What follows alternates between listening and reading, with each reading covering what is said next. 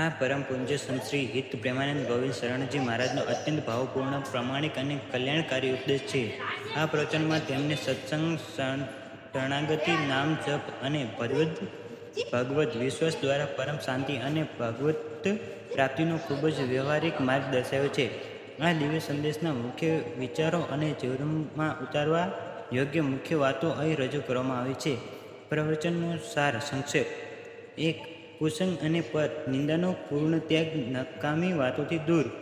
પ્રપંચ, માન સન્માનની લાલસા, ભગવત વિમુખ વાતો અને સંત નિંદાની પૂરેપૂરા દૂર રહો.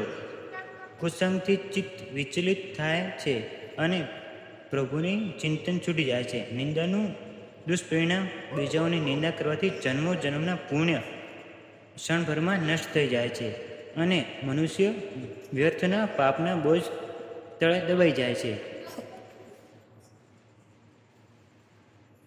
2. અનન્ય ભગવદ શરણાગતિ અને માનસિક સ્થિતિ. પ્રતિકૂળમાં વિશેષ કૃપા. સામાન્ય વ્યક્તિ સાનુકૂળ પરિસ્થિતિમાં જ પ્રસન્ન થાય છે, પરંતુ સચ્ચો ભક્ત પ્રતિકૂળતામાં પણ ભગવાનની વિશેષ કૃપા જ જુએ છે. શ્યામને સમર્પણ.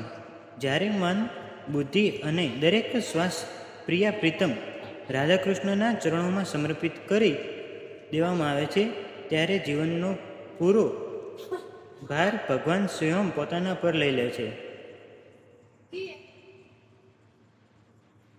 તણાવ અને ડિપ્રેશનમાંથી મુક્તિ. સંસારના આશરો અને વિશે ચિંતન જ શોક, ભય, દુઃખ, ચિંતા અને ડિપ્રેશનનું મૂળ કારણ છે. ભગવદ આશ્રિત થતાં જ હૃદયમાં એક અપાર મસ્તી અને અભય આવી જાય છે. સાધના વ્યવહારિક સૂત્રો. સાધનાના અંગત સમર્પણની રીત. શ્વાસ નિરંતર રાધા રાધા અથવા પોતાના ઈષ્ટના નામે જપ કરતા રહેવું. બુદ્ધિ અને દૃઢ નિશ્ચય કરવો કે કેવળ ભગવદ સુખ જ વાસ્તવિક સુખ છે. સંસારિક સુખ અને દુઃખોનું મૂળ છે. મન વારંવાર સંસારમાંથી ખેંચીને મનને ભગવાનના નામ, રૂપ, લીલા અને ધામના ચિંતનમાં લગાડવું. સંસારમાં વ્યવહાર, પરિવાર અને સમાજ પ્રત્યેની ફરજોનું પાલન કરો, પરંતુ ગૃહસ્થ જીવનમાં એવી રીતે રહો જેમ કે કોઈ અતિથિના ઘરે રોકાયો હોય ભાવે.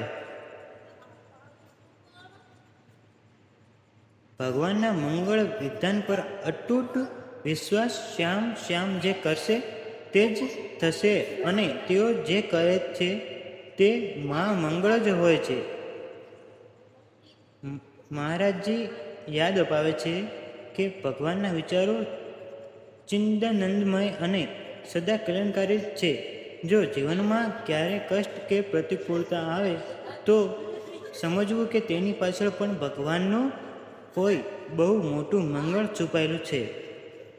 ભૂતકાળના જીવન સાથે કોઈ લેવા દેવા નથી. તમે ભૂતકાળમાં કેવા હતા, પાપી હતા કે પુણ્યાત્મા, ભગવાન તેના પર ધ્યાન આપતા નથી. તેઓ કેવળ તમારા વર્તમાનમાં ભજન અને ભાવને જુએ છે.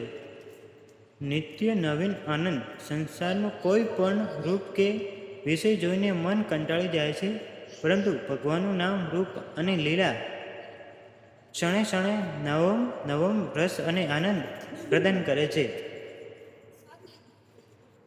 સાધકનો મહાસંકલ્પ. ચાહે જીવન રહે કે ન રહે, ચાહે મરણ જેવું કષ્ટ આવી જાય, બધા સાથીઓ છૂટી જાય કે આખી દુનિયા સન્માન કરે, હવે હું કોઈ પણ પરિસ્થિતિમાં ભગવાનનું નામ અને સ્મરણ નહીં છોડું. મિત્રો, આ વાર્તા કેવી લાગી તે કોમેન્ટ બોક્સમાં જણાવો અને પસંદ આવી હોય તો લાઈક, શેર અને ચેનલને સબસ્ક્રાઈબ જરૂરથી કરી દેજો, જેથી અમારા દરેક વિડીયોની માહિતી સૌથી પહેલાં તમને મળતી રહે. તો ફરી મળીશું એક નવી વાર્તા સાથે. ત્યાર સુધી આપ સૌને જય શ્રી કૃષ્ણ, રાધે રાધે, હર હર મહાદેવ.